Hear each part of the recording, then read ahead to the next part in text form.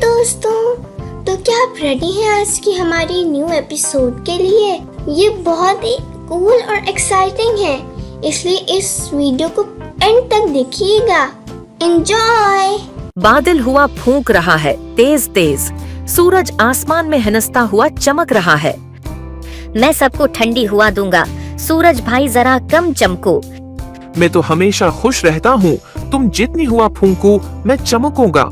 अच्छा, फिर मैं और हुआ फूंकता हूँ। सूरज और बादल दोनों हंसने लगते हैं और आसमान में कौसे कुज़ह बन जाती है। बाय दोस्तों। और हाँ, अगर आपको हमारी आज की ये न्यू एपिसोड पसंद आई है तो प्लीज हमारे चैनल को लाइक, शेयर एंड सब्सक्राइब करें। इस तरह हमें बहुत ज़्यादा सपोर्ट मिलेगी और मिलते हैं अगली न्यू एपिसोड में।